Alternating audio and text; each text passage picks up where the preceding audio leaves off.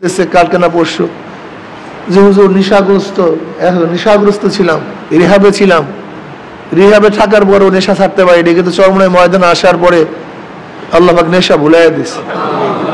আমি বললাম খবরদার, যারা তোমার আগের সাথী তাদের সাথে মিশবা না, এইটাই তোমার ফার্স্ট ঔষধ। এবং নেককার আল্লাহর সোহবাতে থাকবা। তুমি হাজারো চেষ্টা করবে নেশা ছাড়ার জন্য, আর পুরান সাথীদের সাথে মিশবা, কিয়ামত পর্যন্ত ছাড়তে পারবে না। কিয়ামত পর্যন্ত ছাড়তে সবচেয়ে বড় দামি হলো সোহবাত। সোহবাতের যে দামি কোনো জিনিস নেই, সবচেয়ে দামি সোহবাত।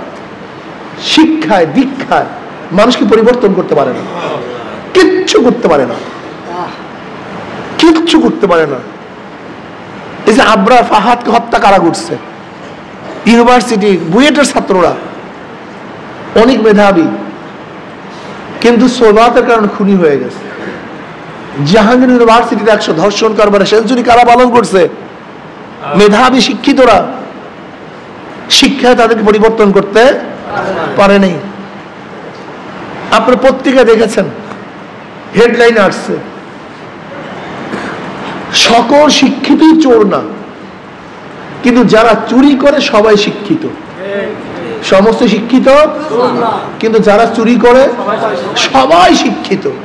এই যারা ঘুষ খায়, চুরি করে, সরকারি মাল লুটপাট করে, মানুষকে জুলুম করে, অত্যাচার করে, অবিচার করে, এরা সবাই বড় বড় ক্যাডার, বড় বড় শিক্ষিত, কিন্তু শিক্ষায় কিন্তু চরিত্র পরিবর্তন করতে পারে নাই, কিচ্ছু করতে পারে না। এই শিক্ষার মাধ্যমে শুধু হবে না। অনেকে বলে সুশিক্ষা, মাদ্রাসার হাজারো ছাত্ররা কি নষ্ট হয় না? হাজারো মুফতি, হাজারো মুহাদ্দিস, হাজারো হাফেজ, হাজারো মাদ্রাসার তোলাবা জন্মের মতো নষ্ট হয় না? কারণটা কি? কোরআন হাদিস শিখছে, লেকিন সোহবাত পায় নাই। সোহবাত ভিন্ন জিনিস। সোহবাত সবচেয়ে দামি। সোহবাত থেকে সাহাবী, সাহাবীরা তো দামি হওয়ার কারণটা কি? এই সোহবাতের কারণে। সোহবাতের কারণে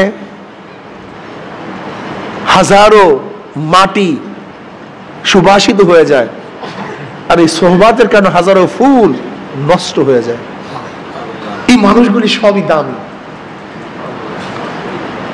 সরদার আলম আলাইহিস সালাতু ওয়াস সালাম ফরমান, আন-নাসু মাআদিনু কা মাআদিনিজ যাহাবি ওয়াল ফিদ্দা, খায়রুন ফিল জাহিলিয়াতি খায়রুন ফিল ইসলাম ইযা ফাকিহু। মুত্তাফাকুন আলাইহির মধ্যে হাদিস আছে, মানুষগুলি সোনা রূপার খনির ন্যায় খনি। এরা প্রত্যেকে খনি, সোনা রূপার খনির ন্যায় খনি। আন-নাসু মাআদিনু কা মাআদিনিজ যাহাবি ওয়াল ফিদ্দা, মানুষগুলি সোনা এবং রূপার। এখানে মুমিনের কথা বলা হয় নাই, মুত্তাকিনের কথা বলা হয় নাই, নামাজির কথা বলা হয় নাই। নাস মানুষ, মানুষ সমূহ সোনা রূপার খনির নাই কি? সবাই খনি। এই যত মানুষ দেখেন দুনিয়ার মধ্যে সবাই দামি, সোনা রূপার মতো দামি। এত খনি, শুধু সোনা রূপার টুকরা না, এরা বিশাল সোনা রূপার খনি।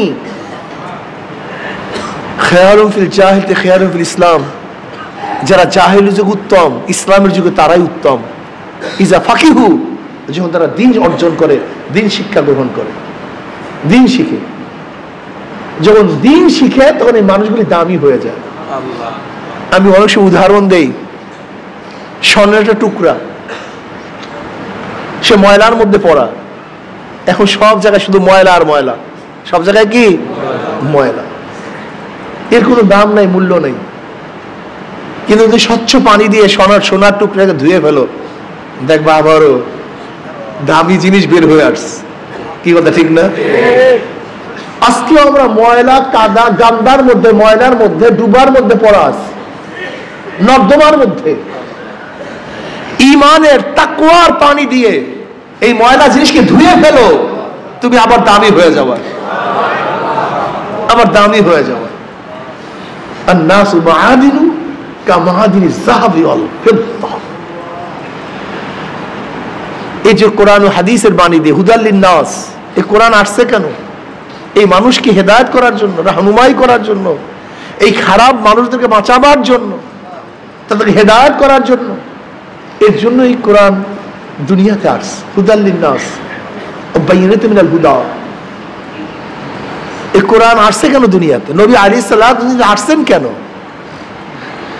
এই গান্দা নর্দমার মধ্যে পড়া লোকগুলিকে উঠাইয়া উঠাইয়া ঈমান ইসলামের তাকওয়ার পানি দিয়ে ধুইয়া একেবারে ফেরেশতা তুল্য বানায়া দেওয়া।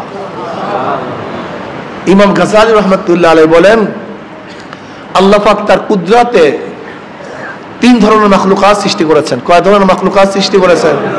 3 ধরনের মাখলুকাত সৃষ্টি করেছেন। এটা সব স্মরণ রাখবেন। কয় ধরনের মাখলুক সৃষ্টি করেছেন? নাম্বার 1 জানোয়ার, নাম্বার 2 ফেরেশতা, নাম্বার 3 মানুষ। হ্যাঁ বলেন, 1 নম্বরে কি, 2 নম্বরে, 3 নম্বরে? মাশাআল্লাহ, এই তো ভালো।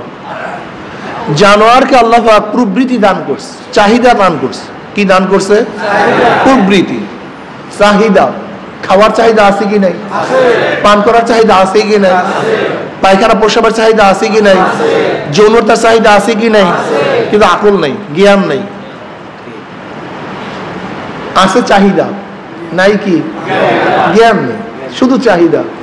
খাওয়ার চাহিদা, যৌনতার চাহিদা, প্রসাব করার চাহিদা, পায়খানা করার চাহিদা, পান করার চাহিদা। নাই কি? কি নাই?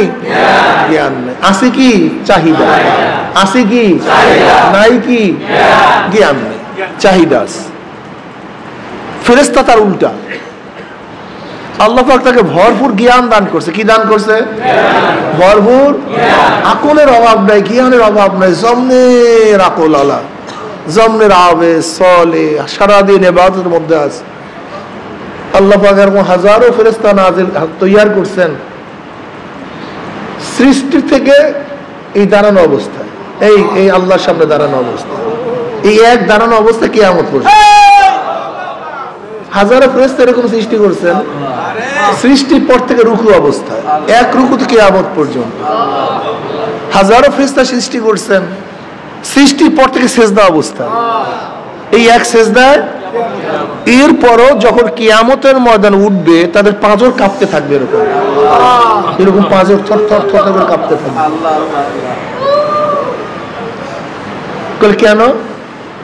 আল্লাহ তোমার যেইভাবে ইবাদত করার দরকার ছিল, উচিত ছিল, সে ইবাদত সেইভাবে করতে পারিনি।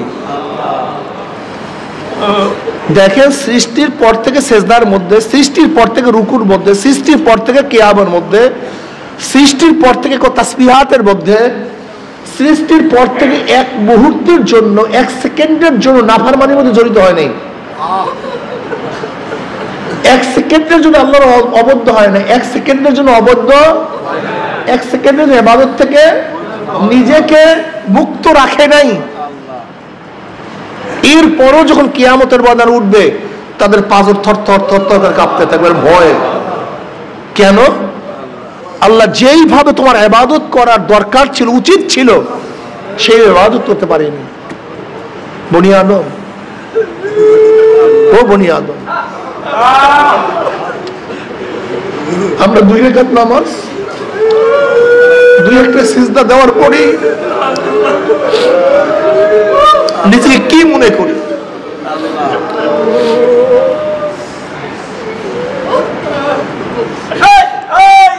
আসলে দেখেন, গবেষণার বিষয় আছে, চিন্তার বিষয় আছে, প্রত্যেকটা জায়গায় বহু চিন্তার বিষয় আছে।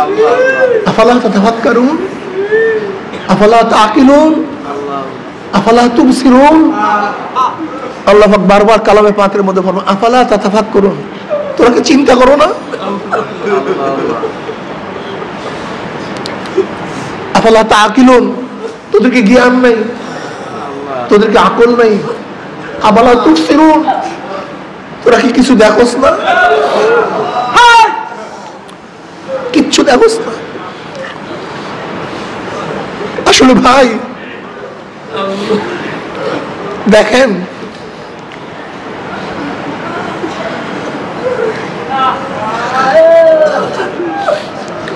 ওয়াজাক্কির ফাইন্না যিকরা তানফাউল মুমিনিন। আসলে ওয়াজ তো আমরা সবাই জানি, বয়ান তো সবাই জানি, কিন্তু আসলে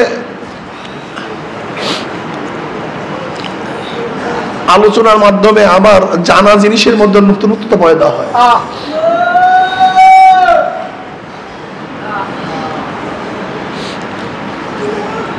দেখবেন নামাজ ফরজ সবাই জানি, আজান হয়ে গেছে জানি, আজান হয়ে গেছে আমরা জানি, কিন্তু এক ভাই বলছে ভাই নামাজ জানা জিনিস, যখনই বলছে ভাই নামাজ, তখন কিন্তু আবারও নতুন স্পৃহা সৃষ্টি হয়।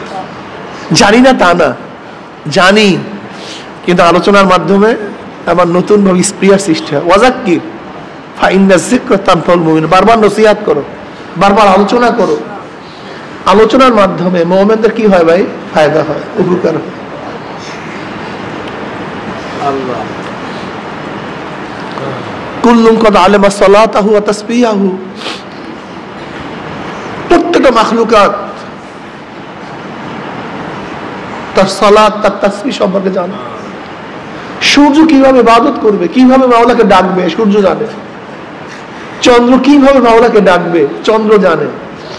তারকাগুলো কিভাবে মাওলাকে ডাকবে, ওরা জানে। ওই পাখিগুলো আমার মাওলাকে কিভাবে ডাকবে, আল্লাহ।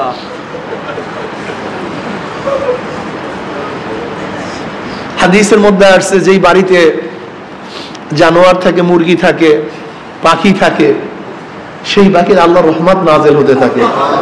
বলে কেন? ওই পাখিগুলো সবসময় মাওলাকে ডাকতে থাকে। বিশ্বাস করেন আমার রুমের ভেন্টিলেটরের মধ্যে চড়ুই পাখি বাসা করছে। আমি তো সাধারণত ফজরের পর ঘুমাই, এত ডিস্টার্ব করে। আমি আবার চিন্তা করলাম যাও ডিস্টার্ব একটু করে করুক, যেহেতু ঘরের মধ্যেই আছে, ওরা সবসময় মনে জিকিরই করতে থাকে, ওরা তো জিকিরই করতে থাকে। পাখিগুলি জিকির করে। ইমাম গাজালি রহমতুল্লাহ আলাইহি দেখছি একটা ঘটনা বয়ান করছেন, হাদিসে তো উদ্ধৃতি দিয়েছেন যে মাখলুকাতের জীবন হলো জিকির। মাখলুকাতের জীবন কি? হায়াত হলো জিকির। যতক্ষণ তারা জিকির করতে থাকবে তত হায়াত পাবে, আর যখন জিকির বন্ধ হয়ে যাবে তখন তারা মারা যাবে। হাদিসের মধ্যে নবী আলাইহিস সালাতু ওয়াস সালাম ফরমান, মাসালুল্লাযী ইয়াযকুরু রাব্বাহু ওয়াল্লাযী লা ইয়াযকুরু রাব্বাহু মাসালুল হাইয়্যি ওয়াল মাইয়িত। যারা জিকির করে তারা জিন্দা, বুখারীর মধ্যে রওয়ায়াত আছে। যারা জিকির করে তারা জিন্দা, আর যারা জিকির করে না তারা মৃত্যু। আল্লামা মিরিক রহমাতুল্লাহ আলাইহি, আল্লামা মিরিক রহমাতুল্লাহ আলাইহি বহুত বড় একজন বুজুর্গ ছিলেন, বহুত বড় বুজুর্গ ছিলেন। তার বুজুর্গির মাপকাঠি হলো, তার বুজুর্গি হলো তিনি যা স্বপ্ন দেখতেন সেই স্বপ্ন বাস্তবায়ন হইত। যে স্বপ্ন দেখতেন সেটা বাস্তবায়ন হয়ে যেত। এটা তার একটা কারামত। কারামতুল আউলিয়া হাক্কুন, ওলিদের কারামত, এটা সত্য।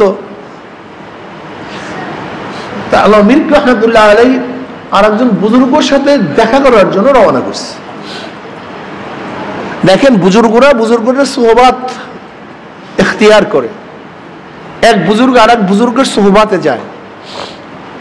প্রত্যেক বুজুর্গের রং ঢং ভিন্ন, তাদের মধ্যে আল্লাহ পাক যোগ্যতাও ভিন্ন দান করছেন। এক বুজুর্গ আর এক বুজুর্গের কাছে গেলে এমনি তাদের মধ্যে ফায়দা হয়। তা যাই হোক রওনা করছেন। তা তৎকালীন সময় তো আর গাড়ি, প্লেন বা ট্রেনের কোনো সফর ছিল না, ঘোড়ায় উঠে হেঁটে হেঁটে যেতে হইতো, অনেক কষ্টের সফর। তা রওনা করছেন, যাইতেছেন, পথের মধ্যে ঘুমাইতেছেন।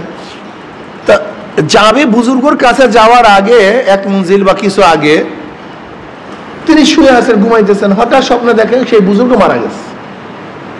যার সাথে দেখা করার জন্য যাবে সে মারা গেছে। এই ওয়াকিয়াটা বয়ান করছিলেন খায়রাবাদী সাহেব রহমাতুল্লাহ আলাই, দামাত বরকাতুল্লাহ আলিয়া, যে দেওবন্দের প্রধান মুফতি, তিনি কিন্তু এই ঘটনা বয়ান করছিলেন, এই চরমনাই ময়দানে বয়ান করছিলেন, মনে আছে। তো দেখছি সে বুজুর্গ মারা গেছে। এখন ওনার কারামত কি ছিল? উনি যে স্বপ্ন দেখে সেইটাই সত্য।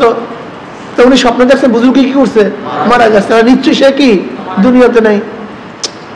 এখন চিন্তা করছে এত দূরে আসলাম, অথচ তাকে পাইলাম না, তার সান্নিধ্য অর্জন করতে পারলাম না, তার সোহবাত এখতিয়ার করতে পারলাম না, কি করি? এখন ফিরে যাবো এত দূর আসার পরেও। তো উনি চিন্তা করছে ঠিক আছে, না যাই, তার দরবার দেখে আসি, কমপক্ষে তার কবরটা জিয়ারত করিয়া আসি, এটাও তো ফায়দা থেকে খালি না। গেছেন, গিয়ে দেখেন যে না, সে মারা যায়নি, সে জেতাস, উনি তার চেয়ে হয়ে গেছে। ঘটনা কি? এরকম তো হয় না, ব্যতিক্রম হলো কেন? এবার তার সোহবাতে যাওয়ার পরে আল্লাহ মীর রহমাতুল্লাহ আলাইহি তাকে প্রশ্ন করছেন, হযরত আমার তো হালাতে, আমার কাশপুর অবস্থায় আপনি যা স্বপ্ন দেখে তাই বাস্তবতা হয়, কিন্তু আমি তো আপনাকে স্বপ্ন দেখলাম গতকালকে যে আপনি দুনিয়াতে নাই, কিন্তু বাস্তবতা দেখি আপনি আছেন। ঘটনা কি? তুমি স্বপ্ন ঠিক দেখছো, তোমার স্বপ্ন মিথ্যা না, তোমার স্বপ্ন ঠিক ছিল। যখন আমাকে মৃত্যু অবস্থায় দেখছো, নিশ্চয়ই তখন আমি জিকির থেকে গাফিল ছিলাম। আর হাদিসের মধ্যে আসছে যারা জিকির করে তারা জিন্দা, আর যারা জিকির করে না তারা মৃত্যু। নিশ্চয়ই তুমি আমাকে ঠিকই দেখছো, কিন্তু আমি জিকির থেকে গাফিল ছিলাম, এর জন্য আমাকে মৃত্যু দেখছো। আসলে দেখেন, আমাদের চিন্তা ভাবনা আর আল্লাহ ওয়ালাদের চিন্তা ভাবনা কিন্তু এক না। এই যে বর্তমান জমানায় যে ফালতু লোকগুলি বের হয়েছে, ফাসেক লোকগুলি বয়ান করতেছে, ইসলাম ধ্বংসের জন্য এর চেয়ে বড় কিছুর জরুরত নেই। ইসলাম ধ্বংসের জন্য এইটাই যথেষ্ট, আর কিছুর দরকার নেই। আমাদের মতো ফাসেকটা বয়ান করা মানে ইসলামকে জবাই দেওয়া, আর কিছুর দরকার নেই। হাদিসে নাই, কোরআনে নাই, অমুকে নাই, তমুকে নাই, এই বুখারীতে নাই। তো ইমাম বুখারী রাহমাতুল্লাহ আলাইহি হাদিস লেখার আগে গোসল করতে হবে, এইটা কোন কিতাবে আছে, কোন হাদিসের মধ্যে আছে? প্রত্যেকটা হাদিস লেখার আগে 2 রাকাত নামাজ পড়তে হবে, এটা কোন হাদিসের কিতাবের মধ্যে আছে? হাদিস লেখার আগে মুরাকাবা করতে হবে, এটা কোন হাদিসের কিতাবের মধ্যে আছে? কথাটা বুঝতে পারো? ইমাম মালিক রাহমাতুল্লাহ আলাইহির ইমামের ব্যাপার, ইমামতের ব্যাপারে, তার ইলমের ব্যাপারে, তার ইস্তিহাদের ব্যাপারে, তার মুস্তানবিদের ব্যাপারে, তার বুজুর্গের ব্যাপারে দুনিয়ার কেউ ইখতিলাফ করে নাই। ইমাম মালিক রাহমাতুল্লাহ আলাইহির শাগির্দ ইমাম শাফিঈ রাহমাতুল্লাহ আলাইহি, মালিক ইবনে আনাস, যার নাম কি মালিক ইবনে আনাস। ইমাম মালিক রাহমাতুল্লাহ বাবার নাম আনাস। 94 হিজরিতে তার জন্ম। কত হিজরিতে ভাই? আর ইমাম আজম আবু হানিফা রাহমাতুল্লাহ জন্ম হল 80 হিজরিতে। সাহাবাদের যুগ 100 হিজরি পর্যন্ত। তো ইমাম শাফিঈ, ইমাম আজম রাহমাতুল্লাহ তো তাবি, সে তো তাবি, অনেক উঁচা মর্যাদার লোক সে। ইমাম আজম আবু হানিফা রাহমাতুল্লাহ আলাইহি, যিনি সরাসরি 5 জন সাহাবীদের থেকে হাদিস বর্ণনা করছেন, 7 জন সাহাবীদের সাথে মুলাকাত করছেন, সাক্ষাৎ করছেন। তার জমানায় 70 জন সাহাবী জিন্দা ছিল। ইমাম মালিক রাহমাতুল্লাহ আলাইহি আশিকে নবী ছিলেন। কি ছিলেন ভাই? আশিকে নবী, পাগলের নবী, নবীর পাগল, নবীর আশিক। উনি মদিনায় থাকতেন, মদিনায় বসবাস শুরু করছেন। ইশকের অবস্থা জানেন? এই বেয়াকুফেরা, যারা শুধু কোরআনে নাই, হাদিসে নাই, কোরআনে নাই, হাদিসে নাই, কোরআনে নাই, হাদিসে নাই, এই ওয়াকিয়া শোনো, এবং অস্বীকার করার ক্ষমতা থাকলে অস্বীকার করো। তাহলে ইমাম মালিক রাহমাতুল্লাহ আঙ্গুল তুলো, তাকে নক্তা ধরো, তাকে ভুল ধরো, এরপর সামনে কদম বাড়াও। ইমাম মালিক রহমতুল্লাহ আলাই মদিনায় কোনো সময় জুতা পরতেন না, জুতা পায়ে দিতেন না। তাই বেটা, মদিনায় জুতা পায়ে দেওয়া যাবে না, কোন হাদিসের মধ্যে আছে, কোন কোরআনের মধ্যে আছে আমাকে বলো তো। ইমাম মালিক রহমতুল্লাহ আলাই যখন পায়খানা প্রস্রাবে ধরতো, মদিনার এরিয়ার মধ্যে পায়খানা প্রস্রাব করতেন না, মদিনা বাইরে চলে যাইতেন। কোন হাদিসের কিতাবের মধ্যে আসছে, কোন জায়গায় আছে, কোন সাহাবী এই কাজ করছে যে মদিনার মধ্যে পায়খানা প্রস্রাব করা যাবে না? হ্যাঁ, ইমাম মালিক রহমতুল্লাহ করতেন না। ইমাম মালিক রহমতুল্লাহ আলাই মদিনার মধ্যে মৃত্যুবরণ করতে হবে, বাহিরে যাবেন না। এর জন্য ভয়তে উমরা করতে যাবে, হজ করতে যাবে, যদি পথে মারা যায় তো আমাদের মদিনায় মৃত্যুবরণ হবে না, কি করব? এর জন্য উমরা হজ করতে যাবে, সে উমরা হজ করতে যান না। কোন কিতাবে আছে এরকম করতে হবে? আমার দেখা দেন তো কোন কিতাবে আছে, কোন হাদিসের মধ্যে আছে? এখন তো বের হন না, কি করবে? হঠাৎ ঘুমায় পড়ছে। কি করছে? ঘুমায় পড়ছে। স্বপ্নের মধ্যে জনাবে মুহাম্মদ রাসূলুল্লাহ সাল্লাল্লাহু আলাইহি ওয়াসাল্লামের সাক্ষাৎ। উনি চিন্তা করতে আছে, আমি তো মদিনা বাহিরে যাই না, যে মদিনার থেকে যদি বাহিরে গিয়ে মারা যায় তো আমার অবস্থাটা কি হয়, আমাদের মদিনায় দাফন হবে না। আর হুজুর আলাইহিস সালাতু ওয়াস সালাম যখন দেখছি তো খুব ভালোই হয়েছে, আমি জিজ্ঞাসা করবো নবী আলাইহিস সালাতু ওয়াস সালাম কাছে, ইয়া নবী আল্লাহ, আমার হায়াত কতদিন আছে? আমার যদি হায়াত দুটো পাওয়া যায় তাহলে হজ করে চলে আসবো। ইমাম মালিক রাহমাতুল্লাহ স্বপ্নের মধ্যে জিজ্ঞাসা করছেন, ইয়া নবী আল্লাহ, ইয়া রাসূলুল্লাহ, আমি কতদিন বাঁচবো একটু বলে দেন। যদি আপনি বলে দেন তাহলে আমি হজ করতে যাব, উমরা করতে যাব। নবী আলাইহিস সালাতু ওয়াস সালাম এরকম হাত উঁচা করলেন। কি করলেন? হাত উঁচা করলেন, আর কিছু বললেন না। ইমাম মালিক রহমতুল্লাহ আলাইহি চিন্তা করলেন, আমি কয়দিন হায়াত? 5 দিন, 5 মাস না 5 বছর। শুধু তো হাত উঠেছে, আর তো কিছু বলেন। কি উঠেছে? হাত উঠেছে। কি করা যায়? এখন ব্যাখ্যাকারীর কাছে ব্যাখ্যা করতে হবে। ইবনে শিরিন, মোহাম্মদ ইবনে শিরিন রহমতুল্লাহ আলাইহি যুগ শ্রেষ্ঠ ব্যাখ্যাকারী, যুগ শ্রেষ্ঠ ব্যাখ্যাকারী মোহাম্মদ ইবনে শিরিন রহমতুল্লাহ আলাইহি। ইমাম মালিক রহমতুল্লাহ আলাইহি তিনি তো ইমাম, বহুত বড় মুহাদ্দিস, মুহাদ্দিসে ফুকাহা, ফুকাহে মুহাদ্দিসিন আর মুহাদ্দিসে ফুকাহা, এই দুটোর মধ্যে পার্থক্য আছে। ইমাম মালিক রহমতুল্লাহ আলাইহি ছিলেন মুহাদ্দিসিন ফুকাহা, আর ইমাম আজম আবু রহমতুল্লাহ ছিলেন ফুকাহে মুহাদ্দিসিন।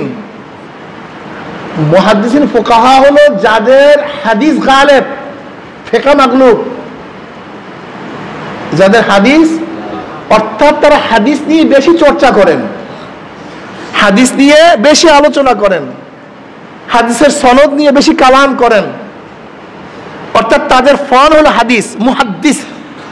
কিন্তু তাদের কাছে মানুষ মাসালা জিজ্ঞাসা করে, মাসালা ইস্তেনবাত তারা করে, কিন্তু তাদের গালেব কি, প্রাধান্য কি? হাদিস।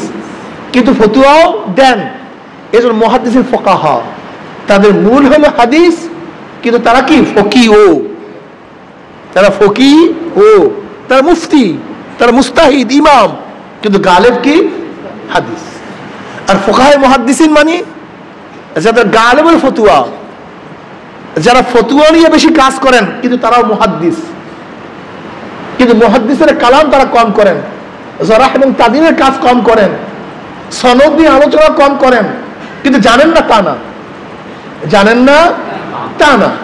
যেরকম আমাদের এখানে যে ইফতার পড়ে তারা সবাই দাওরা পারে, তারা সবাই মুহাদ্দিস, কিন্তু বলে তাদেরকে মুফতি, তার মানে সে মুহাদ্দিস না তা না, কিন্তু তাদের গালেব কি? ফিকহ, ফতুয়া দেওয়া।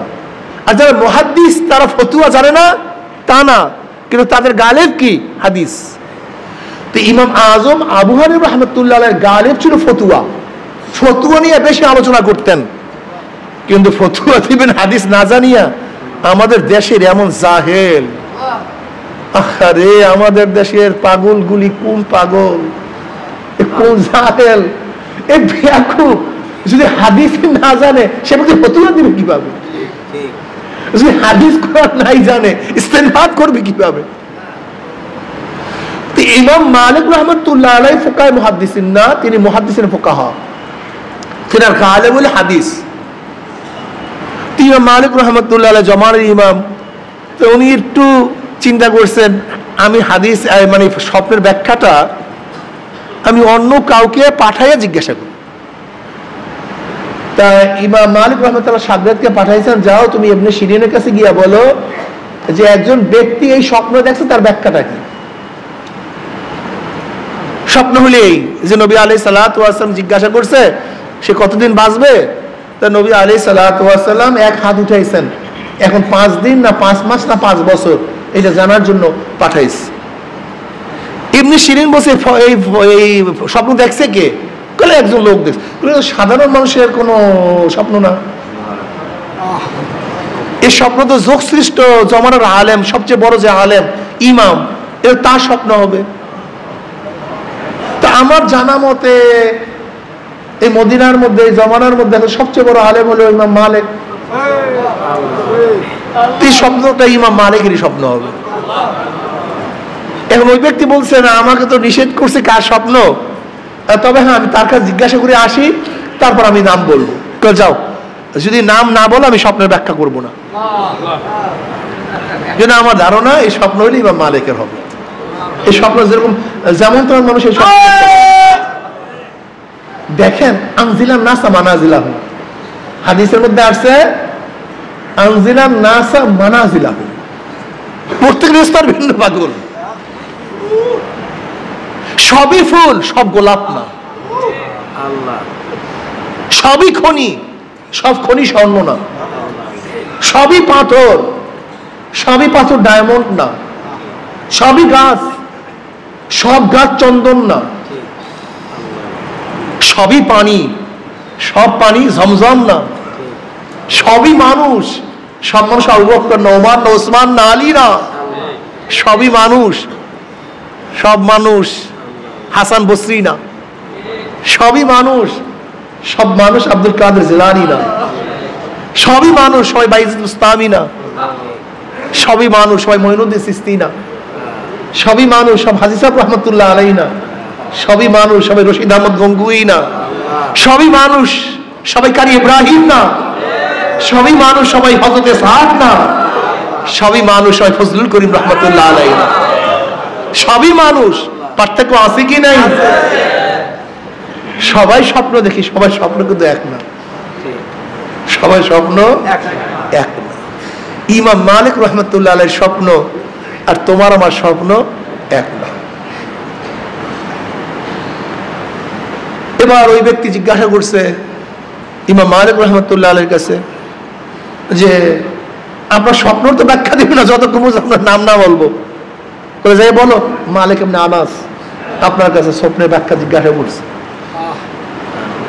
তখন ইবনে শিরিন বলেন, নবী আলাইহিস সালাতু ওয়াস সালাম 5 আঙ্গুল উঠায় দেখাইছে 5টা জিনিস, যে আল্লাহ ব্যতীত কেউ, কোন জায়গায় বৃষ্টি হবে, গর্ভের মধ্যে কি আছে, আগামীকাল কি করবে, তার রিজিকের অবস্থাটা কি, সে কোন জায়গায় মৃত্যুবরণ করবে, এই সম্পর্কে দুনিয়ার কেউ কে জানে?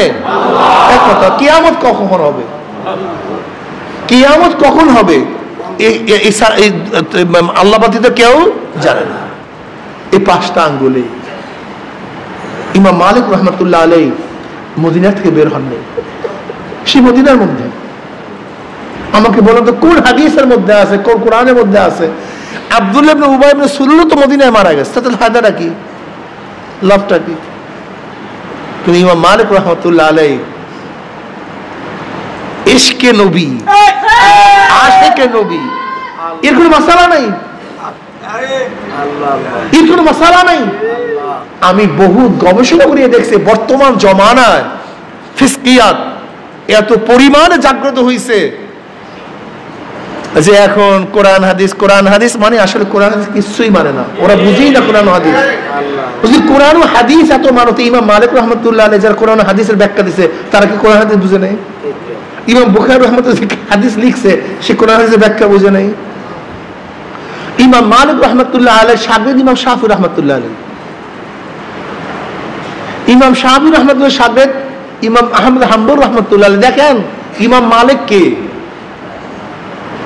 আর ইমাম আজম কে, এগুলি জানতে হবে তোমাকে আমাকে। ইমাম মালিক রহমতুল্লাহ আলাইহি শাগির্দ ইমাম শাফি, শাফি রহমতের বাড়ি কোথায়? মক্কায়। ইমাম শাফি রহমতের বাড়ি কোথায়? জন্ম কত হিজরিতে? 150 হিজরিতে। ইমাম শাফি রহমতুল্লাহ জন্ম হয়েছেন 150 হিজরিতে। গরিবের সন্তান, মদিনায় আসছে ইমাম মালিক রহমতুল্লাহ আলাইহির কাছে ইলম অর্জন করার জন্য। এর জন্য ইলম অর্জন করার জন্য সফর করতে হয়। মান সালাকা তরিকান ইয়ালতামিসু ফিহি ইলমান সাহহালাল্লাহু বিহি তরিকান ইলাল জান্নাহ। যারা ইলম অর্জন করার জন্য সফর করবে, পথ অতিক্রম করবে, রাস্তা চলবে, এই যে ইলম অর্জন করার জন্য আসছেন, বাড়ি থেকে আসছেন, এখানে আসছেন কেন? ইলম অর্জন করার জন্য, আমল করার জন্য। যারা ইলম অর্জন করার সফর করবে, আল্লাহ পাক রব্বুল আলামিন তাদের জন্য জান্নাতের পথ সোজা করে দেবেন, সহজ করে দিবেন,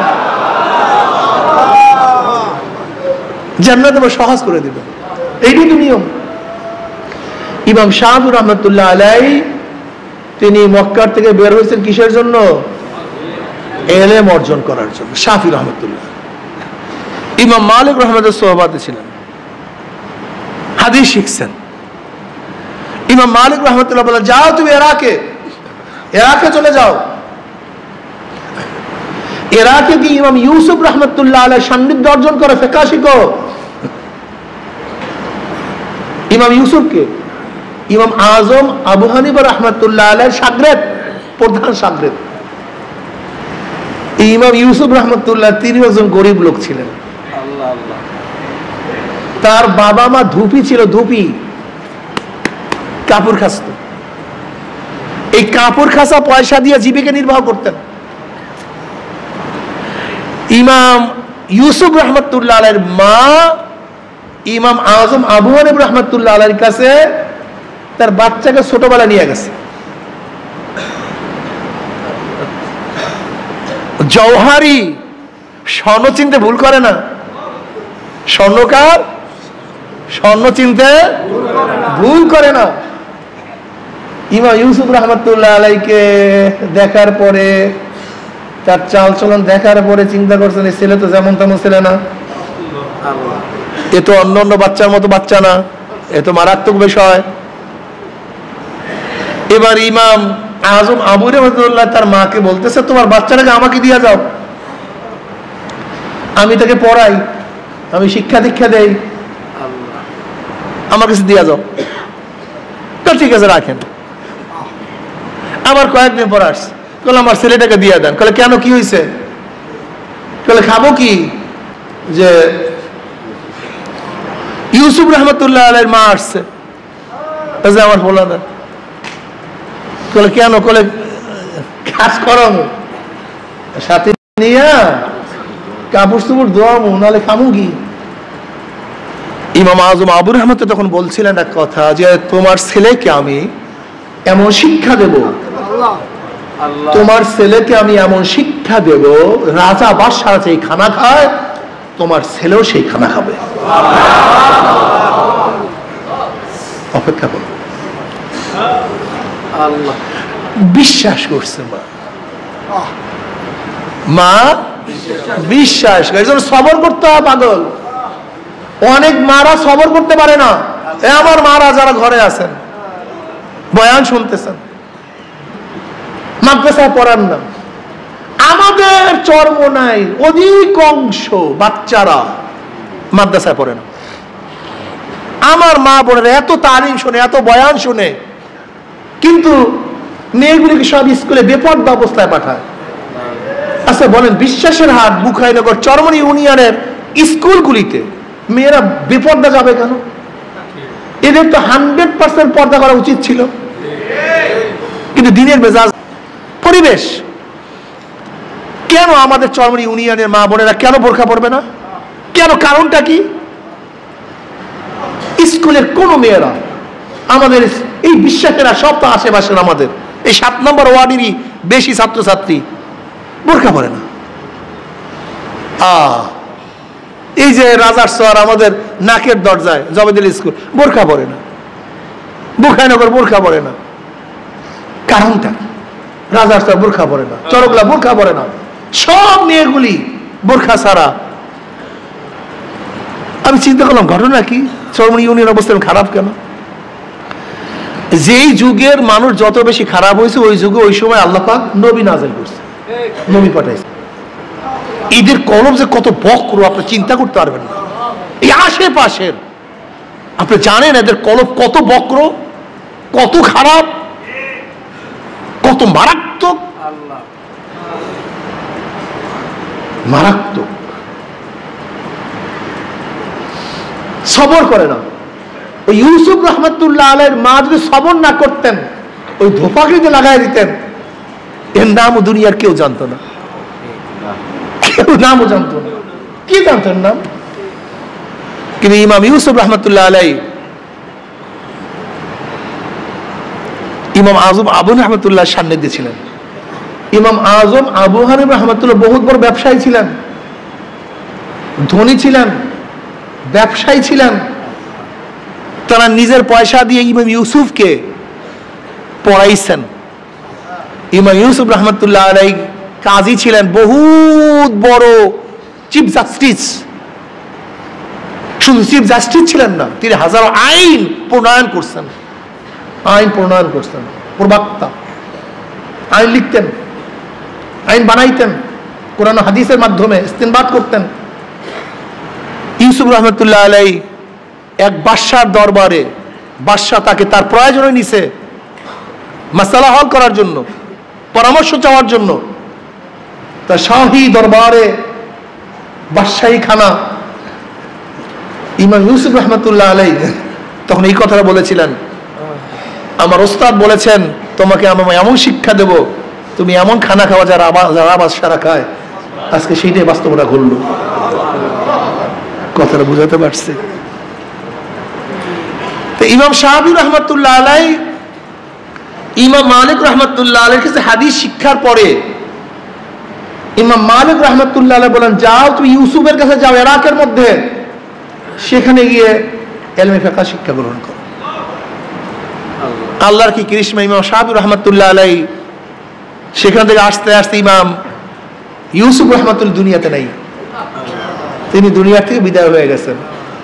সেখানে বসতেন কে? ইমাম মুহাম্মদ রহমতুল্লাহ আলাইহি, ইমাম আজম আবু হানিফ রহমতুল্লাহ আলাইহি, আর একজন শাগরেদ ইমাম মুহাম্মদ রহমতুল্লাহ আলাইহি, তিনি সেখানে বসছেন, সেখানে তিনি বসছেন। ইমাম শাহাবি রহমতুল্লাহ আলাইহি ইমাম মুহাম্মদ রহমতুল্লাহ আলাইহি শিষ্য হলেন, ছাত্র হলেন। ইমাম শাফি কিন্তু ইমাম মুহাম্মদ রহমতুল্লাহ ছাত্র, আর ইমাম মুহাম্মদ রহমতুল্লাহ ইমাম আজম আবু হানিফ রহমতুল্লাহ ছাত্র।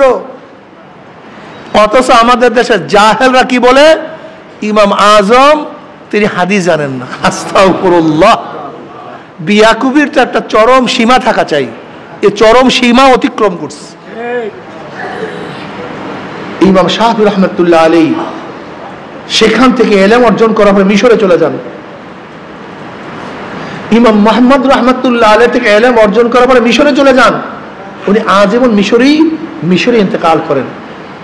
ইমাম শাফি রহমতুল্লাহ আলাইহি যখন ইমাম মুহাম্মদ রহমতুল্লাহ আলাইহি থেকে বিদায় হন, তিনি তখন বলছেন, হামালতু আন মুহাম্মাদিন বিকরু বাঈরান, আমি মুহাম্মদ থেকে এক উট বোঝা পরিমাণ ইলম অর্জন করছি। এত ইলম ছিল তার। এই ইমাম শাফি রহমতুল্লাহ আলাইহি শাগরেদ ইমাম আহমদ হাম্বল রহমতুল্লাহ আলাইহি, আর ইমাম আহমদ হাম্বল রহমতুল্লাহ শাগরেদ ইমাম বুখারী রহমতুল্লাহ আলাইহি। যাই হোক, আমি যেটা বলতেছিলাম, ইমাম মালিক রহমতুল্লাহ এত বড় ইমাম, এত বড় মুহাদ্দিস, এত বড় মুফতি, কিন্তু ইশকে নবীর হালাতটা কি? মদিনার থেকে বের হয় না, মদিনায় পায়না পোশাক করেন, মদিনায় জুতা পায়ে দিয়ে হাঁটতেন না। এর কারণটা কি? এখানে কিতাবে লেখা আছে, মানে ইশক এবং মুহাব্বত কিতাবে লেখা থাকে না, এটা অন্তরের বিষয়।